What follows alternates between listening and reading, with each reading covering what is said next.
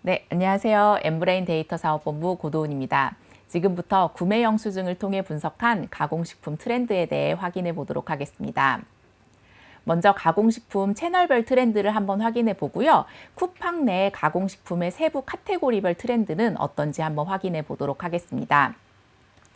데이터를 보여드리기에 앞서 데이터의 출처인 구매 빅데이터가 어떻게 설계되었는지 간단하게 설명드리도록 하겠습니다. 먼저 구매 빅데이터는 개인 패널 2만 명을 모집하여 그들의 영수증을 수집해 식품, 생활용품 등의 소비재 및 외식 시장 트렌드를 분석하고 있습니다. 2만 명의 개인 패널은 정확한 데이터 수집을 위해 통계청 인구 자료를 모집단으로 성별, 연령, 지역, 가구 원수 등으로 쿼터를 할당해 관리하고 있습니다. 또한 개인 패널의 영수증을 그대로 사용하는 것이 아니라 전국 만 14세에서 69세 남녀 약 4천만 명으로 프로젝션하기 때문에 구매 빅데이터는 대한민국 개인들의 일상 소비를 대변한다고 할 수 있습니다. 이 2만 명의 쇼핑 패널이 올려주는 구매 영수증은 OCR 처리돼서 자동으로 데이터화가 됩니다.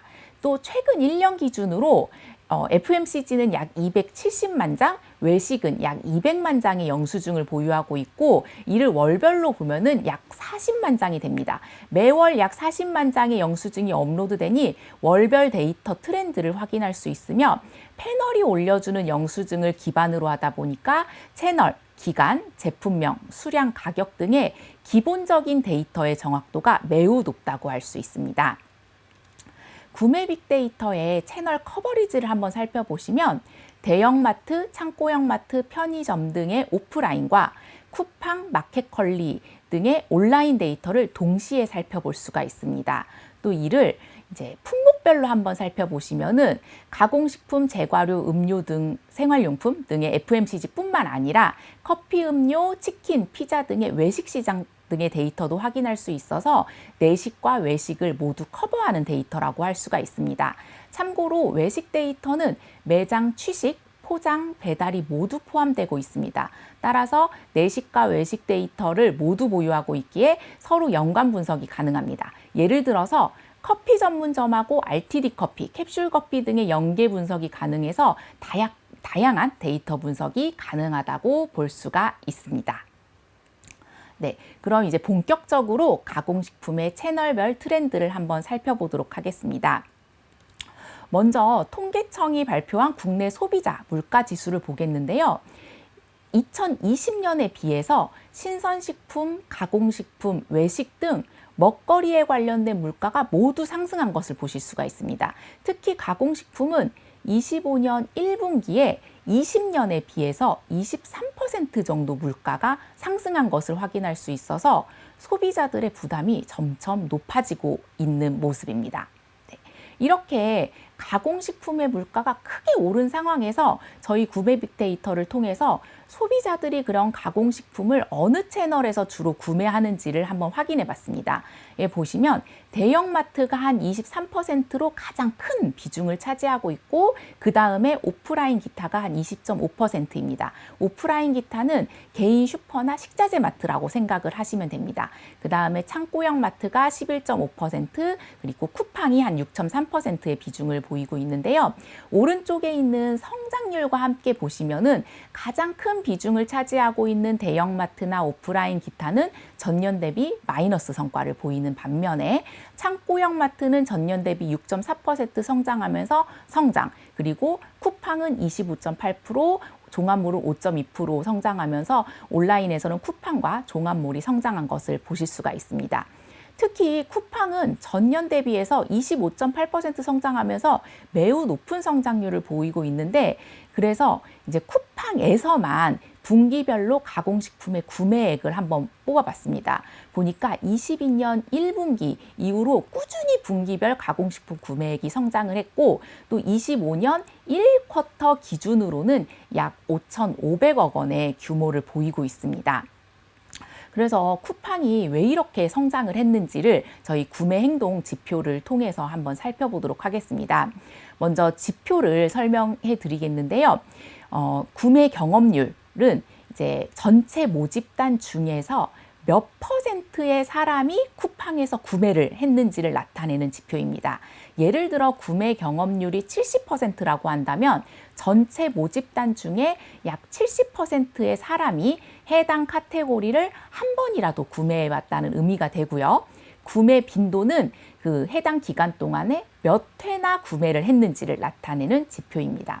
또 1회 구매 수량은 1회당 구매하는 제품의 개수이고 평균 구매 가격은 이 제품을 구매할 때 평균적으로 지불하는 가격이라고 보시면 됩니다. 제가 설명해 드렸듯이 구매 경험률은 퍼센트, 빈도는 회, 수량은 개, 가격은 원 등으로 서로 단위가 다르게 됩니다. 그래서 이를 동일선상에서 비교하기 위해 지금은 원으로 환산한 그래프를 제가 보여드리고 있습니다. 그리고 또 왼쪽 같은 경우에는 2년 전 대비 1년 전의 그래프를 나타냈고요. 그다음에 오른쪽 같은 경우에는 1년 전 대비 최근의 그래프를 나타내서 과거와 현재를 비교한다라고 보시면 됩니다. 먼저 왼쪽 그래프인 과거를 한번 보시면은 그 과거에 쿠팡이 성장했던 거는 구매 경험률, 구매 빈도, 평균 가격이 모두 성장했기 때문입니다. 이 중에 특히 구매 경험률에 이제 성장이 좀 크게 나타나는데요. 생각해 보시면은 즉 구매자의 유입이 그 당시에 쿠팡 성장에 가장 큰 영향을 미쳤다라고 볼 수 있습니다. 하지만 최근과 비교를 해보면 최근도 역시 구매 경험률과 구매 빈도가 모두 성장했습니다. 다만 구매 경험률보다는 구매 빈도가 더 큰 영향을 미쳤는데 이제 이를 해석해 보면 신규 구매자도 유입이 되긴 했지만 기존 구매자가 좀 더 자주 구매를 했다라고 보시면 됩니다. 그럼 왜 자주 이렇게 구매를 하느냐로 봤을 때 지금 현재 쿠팡 와우 멤버십이 약 1,400만 명입니다. 23년 기준으로 약 1,400만 명이고 쿠팡 와우 멤버십의 가격을 살펴보면은 2024년 4월에 가격이 올라서 한 달 이용 비용이 7,890원입니다. 사실 7,890원이 적지 않은 비용임에도 불구하고 이런 멤버십 비용을 지불하면서도 쿠팡 와우 회원을 이용하는 거는 아마도 무료 배송이나 빠른 배송, 쿠팡 프레시 등의 만족도가 아마 높기 때문인데 또 한편으로 생각해 보면 이렇게 높은 비용을 지불하는데 더 자주 구매해서 멤버십 혜택을 온전히 누려야겠다라고 생각을 할 수도 있어서 쿠팡 이용자들이 아마 보다 자주, 과거보다는 자주 쿠팡을 이용하는 것이 아닐까 생각이 되어집니다. 그래서 확실히 주변에 쿠팡을 주로 이용하는 구매자들을 보면 과거에는 구매해야 할 제품들을 좀 몇 가지 생각했다가 나중에 한 번에 구매를 했어요. 그래서 한 번에 쇼핑을 했는데 최근 같은 경우에는 특히 또 쿠팡 멤버십 회원 같은 경우에는 배송비 부담이 전혀 없고 또 반품이 쉽다 보니까 생각날 때마다 그때그때 구매를 하는 모습을 보이긴 해요. 그래서 확실히 저희 구매 빅데이터로 또 보면은 쿠팡의 구매 빈도가 다른 온라인 플랫폼에 비해서 좀 높은 모습을 보실 수가 있습니다. 그래서 지금까지는 쿠팡이 왜 이렇게 성장을 했는지를 좀 살펴보았는데 사실 가공식품에서 쿠팡의 비중은 아직까지는 6%대이긴 합니다. 이제 그러면 주로 가장 큰 비중을 차지하는 대형마트를 한번 살펴보시면 대형마트는 23%의 비중을 차지하지만 전년 대비해서 한 3.2% 정도 감소를 했습니다. 오른쪽 그래프의 구매 경험률을 보시면 구매 경험률이 점차 하락하는 것을 보실 수가 있죠. 최근 1년 기준으로 71.1%인데 2년 전에 비해서 대략 4.5%포인트 정도 하락한 상황입니다. 즉 대형마트를 이용하지 않는 구매자가 점점 증가하고 있는 모습인 거죠. 확실히 경기가 안 좋아지면서 원래 대형마트에 가면은 사실 필요 없는 것까지 산다는 인식이 좀 많잖아요. 그래서 과소비한다는 인식이 좀 있고 또 요즘에는 워낙 쿠팡이나 컬리 같이 이제 온라인 플랫폼에 익숙해져서 빠른 배송 플랫폼을 이용하면 굳이 시간 들여서 쇼핑을 하지 않아도 된다는 인식들이 있어서 확실히 대형마트에서 구매를 좀 감소하는 것 같습니다. 그러나 이제 창고형 마트를 이제 한번 볼게요. 그래서 확실히 저 같은 경우에는 원래 대형마트나 창고형 마트가 거의 유사한 움직임이지 않을까라고 생각을 했는데 완전 정반대더라고요. 오히려 이제 대형마트가 감소한 반면 창고형 마트는 전년 대비해서 6.4% 정도 증가한 모습을 보이고 있는데 왜 이렇게 증가했냐 보면은 확실히 창고형 마트는 벌크로 판매해요. 그래서 개당 가격은 높긴 높죠. 그러나 용량당 가격으로 보면은 굉장히 낮은 편이어서 이렇게 가성비 제품으로 오히려 인식을 하고 또 한 번에 많이 구매를 해서 지인들과 나누거나 아니면 소분시켜서 조금 쟁여두는 목적으로 창고형 마트를 이용하는 소비자들이 증가하고 있는 것으로 좀 보여지고 있습니다.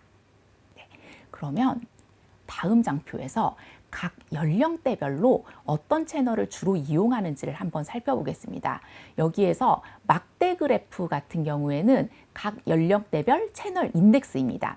이 수치가 100이 넘으면 해당 연령대에서 상대적으로, 즉 다른 연령대에 비해서 좀 해당 채널에서 많이 구매를 한다는 의미고, 예를 들어 지금 쿠팡에서 30대가 117.8이라는 수치를 보이고 있는데, 이는 30대가 다른 연령대에 비해서 쿠팡을 좀 더 많이 구매한다, 이 정도 느낌으로 보시면 됩니다. 그러면 20대 같은 경우에는 지금 100이 넘는 수치가 없잖아요. 이렇게 보면 사실 20대 같은 경우에는 가공식품을 구매할 때 장을 보는 개념보다는 일회성 섭취를 위한 구매가 좀 많습니다. 그래서 편의점 이용 비중이 다른 연령대에 비해서 상대적으로 높기 때문에 이렇게 쿠팡이나 대형마트 창고형은 인덱스가 100이 좀 넘지 않는 그런 모습이어서 이 부분은 참고해서 살펴봐 주시면 됩니다.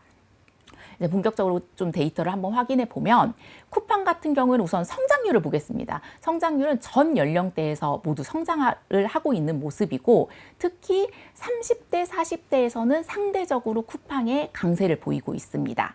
그리고 이제 대형마트 같은 경우에는 다른 연령대에 비해서 30대에서 강세를 보이고는 있지만 60대를 제외하고는 대부분의 연령대에서 마이너스 성장을 보여서 확실히 대형마트는 연령대로 보아도 좀 약세를 보이고 있다라고 보실 수가 있고, 창고형 마트 같은 경우에는 확실히 인덱스가 40대 이상에서 높아요. 그리고 특히 60대에서는 굉장히 높죠. 그리고 성장률을 같이 보시면은 대부분의 연령대에서 플러스 성장을 보이고 있는 것을 보실 수가 있습니다. 그래서 연령대와 상관없이 이제 쿠팡과 창고형 마트의 강세는 유지되고 대형마트의 약세도 여전히 지속되고 있다라고 보시면 됩니다. 이렇게 제가 전 연령층에서 좀 유사한 움직임을 보이고 있다고 말씀을 드리긴 했는데, 전 연령층에서 유사한 움직임을 보여도 사실상 상대적으로 보면은 연령대마다 구매 비중이 높은 채널은 차이가 있어요. 그래서 엠브레인에서 정기적으로 진행하는 패널 서베이를 통해서 각 채널별로 이용자 페르소나를 한번 분석해 보았습니다. 쿠팡, 대형마트, 창고형 마트의 주 이용자의 성별, 기혼 여부, 가구 원수가 이렇게 데이터로 나와 있는데, 사실 제가 주요한 거는 노란색으로 칠해놨어요. 근데 이게 높은 수치를 칠해놓은 것이 아니라 다른 채널에 비해서 상대적으로 높은 부분을 칠해놨다라고 생각을 하시면 돼요. 그래서 예를 들어서 쿠팡은 기혼이 미혼보다 조금 수치가 높아요. 근데 제가 미온에다가 색칠을 해놨죠. 그거는 왜냐면 대형마트나 창고형 마트에 비해서 미온의 비중이 높기 때문이에요. 그래서 이렇게 상대적인 관점에서 페르소나를 한번 살펴보시면 1인 가구의 싱글, 미혼 여성들은 장을 보러 가는 것이 일처럼 느껴지는 거예요. 그래서 이제 특별히 오프라인을 쇼핑을 하지 않고 온라인 쇼핑을 선호하는 거죠. 그리고 또 온라인 쇼핑에서는 배송도 빠르고 오히려 가격도 저렴해서 이제 쿠팡을 주로 이용을 하고 있는 것으로 보여지고, 아이가 있는 젊은 기혼 가구의 경우에는 장을 보러 가는 것이 일종의 나들이인 거예요. 그래서 나들이로 보여지기 때문에 아직도 젊은 기혼 가구는 대형마트를 주로 이용하는 거죠. 그리고 반대로 이제 경기에 민감한 고연령층, 또 장을 좀 많이 보시는 고연령층의 가구에서는 가성비 제품의 구매가 이제 중요하신 거예요. 그래서 그런 분들은 창고형 마트를 주로 이용하는 모습을 보실 수가 있습니다. 지금 이 장표에서는 각 채널별 주 이용자의 페르소나에 대해서만 아주 간략하게 살펴보았는데, 사실 이거 외에도 식생활이나 건강, 쇼핑 등의 디테일한 데이터도 저희가 보유할 수 있어서 이런 걸 확인할 수가 있고, 또 예를 들어 특정 브랜드를 구매하는 구매자들의 특징들도 확인이 가능합니다. 그래서 이 부분 참고해서 업무에 이제 참고해 주시면 될 것 같습니다. 네, 그럼 지금까지 세 개의 채널 중심으로 좀 데이터를 한번 살펴보았는데 이제 다른 채널까지도 함께 스위칭을 놓고 보겠습니다. 우측 하단에 쿠팡이 있습니다. 여기 보시면은 쿠팡으로 모든 화살표가 몰려 있죠. 그렇게 되면 이 얘기는 이제 다른 채널을 이용하는 사람들이 다 쿠팡으로 유입이 되고 있다라는 의미입니다. 그리고 옆에 있는 창고형 마트도 화살표가 몰려 있죠. 다만 쿠팡으로 가는 것만 제외하고는 몰려 있는데 확실히 온라인에서는 쿠팡, 오프라인에서는 창고형 마트로 모든 구매자들이 유입되고 있는 것을 보이고 있고, 또 대형 마트에서는 이제 그 창고형 마트나 쿠팡 등으로 유출되고 있는 모습을 보입니다. 또 하나 특이한 점은 위쪽 상단에 편의점이 있는데, 편의점 같은 경우에도 확실히 대형마트나 쿠팡, 온라인몰 등으로 좀 구매자가 유출되고 있는 모습입니다. 이렇게 다른 채널로도 함께 스위칭을 보시면 최근 가공식품 시장 내에서는 온라인에서는 쿠팡, 오프라인에서는 창고형 마트가 역시나 대세 채널로 지금 떠오르고 있는 모습입니다. 네. 이제 그러면 채널별 트렌드의 마지막 장표로 좀 현재 사실 어려움을 좀 겪고 있는 홈플러스에 대해서 좀 짚어드리도록 하겠습니다.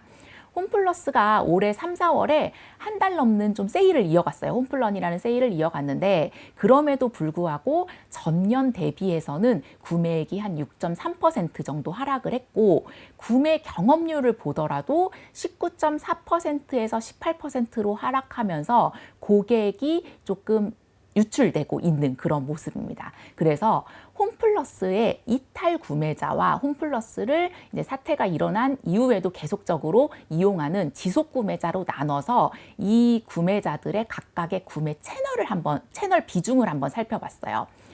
홈플러스 지속 구매자들의 채널 비중은 역시나 홈플러스의 로열 고객인 거예요. 그래서 가공식품을 구매할 때 홈플러스에서 구매하는 비중이 약 23% 정도인 반면에 홈플러스 이탈 구매자들은 약 2.4%로 조금 낮은 수준입니다. 즉, 홈플러스의 충성도가 낮은 고객들이 원래 홈플런 등의 행사 때에만 홈플러스를 이용했는데, 25년 초에 그 사건이 일어난 이후로는 행사 때에도 그 시기에도 구매를 하지 않은 것으로 이제 보여진 상황입니다. 그럼 홈플러스 이탈 고객들은 이제 어느 채널로 주로 좀 갔느냐 했을 때는 좀 스프레드 되어 있습니다. 이제 쿠팡 등 온라인이나 홈플러스 외 대형마트, 창고형 마트 등으로 이제 구매 비중을 높인 것으로 보여지고 있습니다. 사실 홈플러스 지속 구매자들도 보시면 비중이 약 23%로 유사하지만 사실은 0.6%포인트 정도 하락한 모습입니다. 역시 비중도 조금 감소했고, 지금 이 장표에는 없지만 성장률을 보시면 성장률도 좀 마이너스 성장이긴 해요. 그래서 이런 지속 구매자들도 조금은 홈플러스에서 구매를 좀 감소했다라고 보시면 되고, 그 구매를 감소한 부분을 이제 그 홈플러스 외 대형마트나 창고형 마트, 쿠팡 등으로 좀 이동했다라고 보시면 됩니다. 네. 지금까지 저희가 이제 가공식품의 채널별 움직임을 살펴보았는데요. 지금부터는 쿠팡 내에서 가공식품의 세부 카테고리 트렌드를 한번 확인해 보도록 하겠습니다. 먼저 쿠팡을 포함한 전 채널의 가공식품 카테고리 비중이 왼쪽에 나와 있고요. 오른쪽은 쿠팡에서의 카테고리 비중입니다. 이제 전 채널 기준으로 봤을 때는 우유가 가장 높고요. 그 다음에 햄, 소시지, 베이컨, 그러니까 육가공이라고 하는 햄, 소시지, 베이컨, 그 다음에 봉지라면, 스낵 순인데요. 쿠팡으로 보시면은 쿠팡에서는 우유, 양산빵, 요구르트 순으로 높은 구매 비중을 보입니다. 여기서 가만히 살펴보시면은 사실 우유, 양산빵, 요구르트는 대표적인 데일리 푸드입니다. 이렇게 대표적인 데일리 푸드라고 생각되어지는 우유와 요구르트, 양산빵 등이 쿠팡에서 탑 순위에 랭크되어 있다는 점이 저는 좀 특이하다라고 보여졌어요. 그래서 이를 조금 연령별로 한번 쪼개서 봤어요. 쿠팡에서의 카테고리를 연령별로 보면 30대 이상부터는 우유, 요구르트, 양산빵이 모두 탑3에 포함되어 있습니다. 다만 20대의 경우에는 장을 봐서 요리하는 비중이 현저히 낮기 때문에 카테고리 순위가 이제 다른 연령대와는 조금 다른 모습을 보이고는 있습니다. 그러면 이제 각각 카테고리별로 한번 특징을 살펴보겠는데, 먼저 우유를 살펴보시겠습니다. 가장 왼쪽에 있는 그 그래프가 평균 구매 가격인데요. 사실 용량당 구매 가격을 보면 쿠팡의 리터 가격이 전체 회색으로 되어 있는 전체 시장보다 오히려 높습니다. 저렴하지 않고 높긴 해요. 하지만 가격까지 보면은 사실 리터당 100원도 차이가 나지 않아서 그렇게 높지는 않다라고 판단이 될 수 있죠. 또 그리고 스큐별로 오른쪽에 있는 스큐를 보시면은 이렇게 CPLB 곰곰 제품을 구매하는 구매자들이 많은데, 이제 PB 제품을 구매하면 이제 단가가 낮은 가격의 제품을 구매할 수 있어서 이제 구매자들의 구매가 좀 증가하고 있는 모습을 보이고 있습니다. 즉, 다시 말씀드리면 제조사 우유를 선호하는 이제 구매하고 싶어하는 구매자들 같은 경우에는 오프라인하고 얼마 차이 안 나니까 멤버십 혜택을 누리려고 쿠팡에서 우유를 구매하고, 가격에 조금 더 민감한 구매자들은 이제 PB 우유를 구매한다라고 보시면 돼요. 그래서인지 가운데에 있는 선그래프 구매 빈도를 보시면 구매 빈도가 최근 1년 5.9회로 매우 높게 상승했어요. 전년은 4.8회였는데 1년 사이 1.1회나 높아진 거죠. 그래서 이렇게 구매 빈도가 점점 높아지고 있다라고 보시면 되고, 사실 생각해보면 과거에 온라인에서 우유 구매는 보통 멸균 우유를 한 박스씩 구매를 했어요. 근데 이렇게 우측에 탑스큐를 보시면은 멸균 우유는 한 7위 정도에 이제 가장 높은 순위가 7위 정도에 있고, 나머지 1위부터 6위는 다 그 생우유예요. 그래서 생우유 중심으로 현재 구매가 이루어지고 있다 보니까 확실히 1회당 구매 물량도 이렇게 감소하는 것을 보실 수가 있습니다. 요구르트도 한번 보시겠는데요. 요구르트도 우유와 마찬가지로 쿠팡에서의 평균 가격은 전체 시장 대비해서 높습니다. 하지만 이는 우유와는 조금 다른 양상이에요. 온라인에서는 오프라인에서 판매하지 않는 수제 요거트나 그릭 요거트 등이 판매가 되면서 평균 가격이 좀 높은 측면이 있으니 이 부분은 그냥 참고만 해서 살펴봐 주시면 되고, 이제 요구르트도 우유와 마찬가지로 구매 빈도가 점차 높아지고는 있지만 사실 우유만큼 드라마틱하게 이제 높아지진 않고 연간 한 4.3회 정도로 보여지고 있는 상황입니다. 그리고 스큐를 보시면은 한 1.8리터나 2.45리터와 같이 대용량 제품 중심으로 판매가 되고 있고, 이제 우유와 요구르트 모두 같이 한번 생각해 보면 모두 약 한 일주일 정도 섭취할 분량의 대용량 제품을 중심으로 쿠팡에서 구매가 되고 있다라고 이제 보실 수 있습니다. 그럼 마지막으로 양산빵을 한번 보시겠습니다. 양산빵은 좌측이 전체 시장인데요. 전체 시장에 비해서 쿠팡에서 식빵과 식사빵 중심으로 판매가 되고 있어요. 그래서 탑스큐를 보시면은 확실히 식빵이 주를 이루고 있습니다. 근데 용량대도 그렇게 크진 않아요. 그냥 일반적인 식빵 용량 정도인 거고, 사실 그래서 며칠 동안 섭취할 그런 식빵을 식사 대용 목적으로 쿠팡에서 구매하고 있다라고 보실 수 있습니다. 사실 동네 빵집도 되게 많고 슈퍼나 대형 마트에서도 쉽게 식빵을 구매할 수 있는데 왜 사람들은 쿠팡에서 식빵을 구매해야 하는지를 제가 리스닝 마인드라고 하는 검색 데이터 툴을 통해서 이렇게 탐색 경로를 한번 살펴봤습니다. 맨 우측에 쿠팡 식빵이 있는데 이 쿠팡 식빵을 검색하기 전에 이 선을 따라서 어떤 것을 검색했는지를 보실 수 있습니다. 쿠팡 식빵을 검색하기 전에 처음에는 가성비 빵, 이마트 빵, 우유 식빵 가격, 빵 가격 비싼 이유 이런 식으로 가격 등을 검색을 한 걸 보실 수가 있어요. 그래서 초기에 이런 검색을 했고 그 다음에 식빵 가격, 마트 식빵, 이마트 식빵, 마트 식빵 가격 등을 이제 통해 가지고 최종적으로 쿠팡 식빵을 검색했다라고 이제 보여지고, 이런 가격에 민감한 분들이 쿠팡 식빵을 검색하면서 역시 구매까지 이어지는 게 아닐까라고 생각이 되어집니다. 그래서 확실히 쿠팡에서 우유나 요구르트, 빵 등 데일리 제품을 구매하시는 구매자들은 오프라인과 가격 차이가 별로 안 나니까 멤버십 혜택을 누리기 위해서, 그러니까 빠른 배송 같은 멤버십 혜택을 위해서 쿠팡에서 구매를 하는 경우가 많은 것 같기도 하고, 또 한 가지로는 가격에 민감한 구매자들은 이제 곰곰과 같은 PB 제품을 구매하거나 아니면 좀 대용량 제품을 조금이라도 저렴한 가격으로 구매를 하시고자 쿠팡을 이용하는 경우가 많지 않을까 이제 이렇게 보여집니다. 제가 지금까지 가공식품을 중심으로 설명을 드렸는데 좀 아쉬워서 마지막으로 생활용품도 한번 장표를 준비해 봤습니다. 전체 기준으로 생활용품을 보시면은 두루마리 화장지가 가장 높은 비중을 차지하고 있고, 그 다음에 펫푸드, 세탁세제입니다. 이를 쿠팡 기준으로 보셔도 펫푸드, 세탁세제, 두루마리 화장지 순으로 거의 유사한 그런 상황인데, 이제 다만 차이가 있다면 쿠팡은 펫푸드가 가장 높은 비중을 차지하고 있습니다. 사실 펫푸드도 반려동물이 먹는 음식이기 때문에 쿠팡의 빠른 배송의 이점이 가장 높은 카테고리로 좀 보여져요. 그리고 펫푸드도 쿠팡의 PB 브랜드가 있어서 조금 저렴한 브랜드를 선호하시는 분들이 이제 쿠팡에서 구매를 늘리고 있는 게 아닐까라고 생각되어집니다. 이와 같이 이제 쿠팡은 원래 예전에는 빠른 배송하고 쇼핑의 편리함을 좀 강조한 UI를 중심으로 성장을 했어요. 그러나 최근에는 와우 멤버십을 통해서 높은 고객 충성도를 보유한 플랫폼으로 좀 자리매김하고 있는 그런 모습이고, 그를 통해서 이제 소비자들의 일상 속 소비를 지금 책임지고 있는 모습입니다.